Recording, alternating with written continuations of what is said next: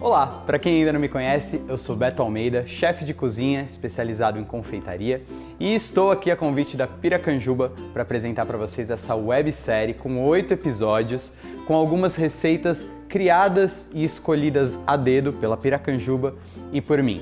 Para você que já me acompanha nas redes sociais e acompanha a Piracanjuba, sabe que ao todo serão então 8 episódios, 2 receitas novas por semana, e para acompanhar todos esses novos lançamentos e essas novidades, siga a Piracanjuba nas redes sociais, curta o vídeo, compartilhe e fique atento a todas as novidades. A nossa receita de hoje então é um Red Velvet, o tradicional Red Velvet, só que dessa vez recheado com um creme tipo chantilly, acompanhado de leite em pó e leite condensado. Muito mais leve, econômico e tenho certeza que você vai achar delicioso. Seja muito bem-vindo, eu sou Beto Almeida e essa é a Cozinha Piracanjuba. Em um bowl eu já coloquei a minha farinha peneirada, vou adicionar o açúcar refinado, o cacau em pó, o fermento, em paralelo, iogurte, vou misturar com os ovos, todos de uma vez, vou rapidamente homogeneizar ovos e iogurte, eu vou adicionar agora o meu corante em gel. O importante é que seja uma cor vermelha bem viva. Muito bem, dissolvi o corante nessa mistura, vou adicionar a manteiga e já deixei aqui no fogo a minha água aquecendo. Terminar de homogeneizar a manteiga. Nessa mistura vou adicionar uma xícara de água quente. Mexendo sempre, eu vou adicionando aqui. Por último, eu vou adicionar a essência ou o extrato de baunilha. Eu vou inverter aqui de novo o meu bowl. Por último, eu vou só adicionar o sal e, aos poucos, eu vou adicionando esse líquido nesse segundo bowl. Bom, vejam que a minha massa já está homogênea. E por último, a gente vai adicionar o vinagre com o bicarbonato de sódio. Primeiro o bicarbonato, rapidamente vou misturar e vocês vão perceber que na hora que eu adicionar o vinagre, ele vai dar uma rápida espumada. É isso que vai trazer aeração para o nosso bolo. Massa finalizada, é o momento de colocar então numa assadeira.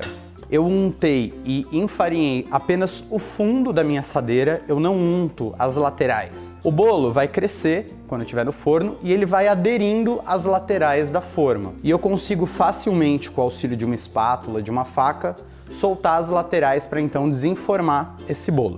A gente enche aproximadamente 2/3 da forma, porque esse bolo cresce bastante. Você vai levar ao forno pré-aquecido a 180 graus por aproximadamente 45 a 50 minutos. Vamos levar para o forno?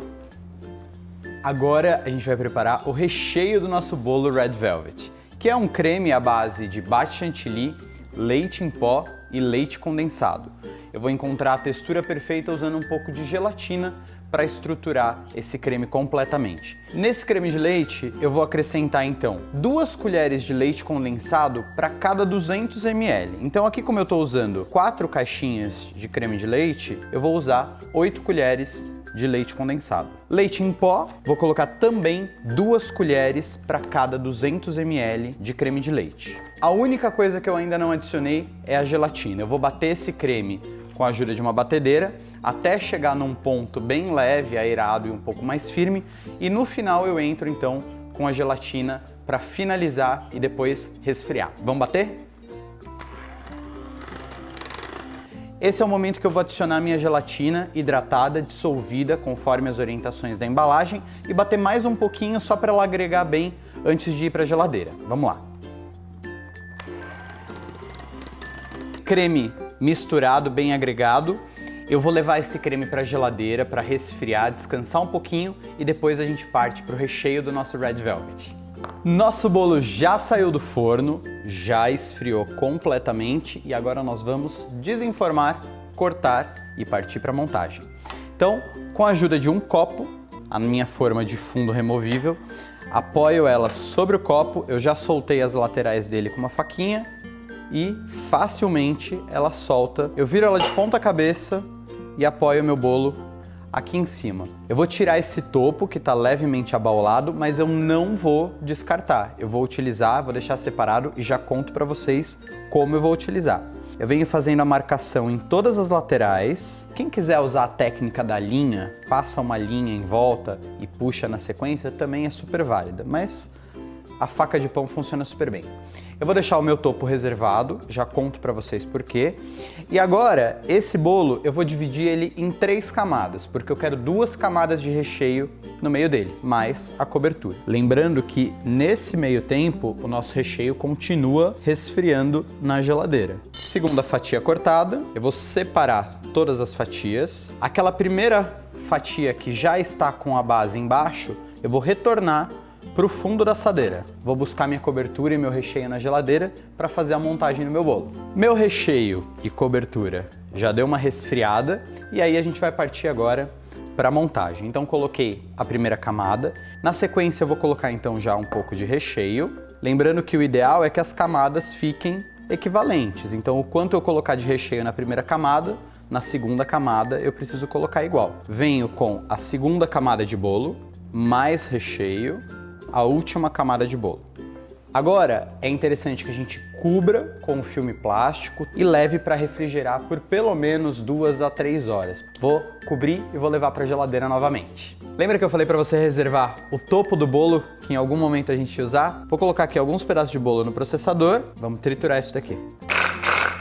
E nós já temos a cobertura final do nosso bolo. Vamos reservar e agora vamos buscar o nosso bolo para finalizar ele de uma vez. Muito bem, bolo finalizado e gelado, a cobertura também é aquela que eu guardei um pouquinho para finalizar. Para começar, vou desenformar o meu bolo, já passei uma faquinha em volta dele e vou soltar em cima dessa bailarina. Agora, fica a critério de vocês. Eu, particularmente, prefiro uma decoração mais rústica, um semi-espatulado que a gente chama.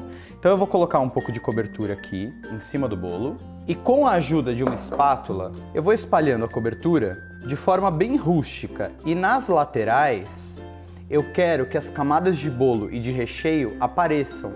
Então eu vou raspando bem próximo do bolo exatamente para que isso aconteça. No topo, a mesma coisa.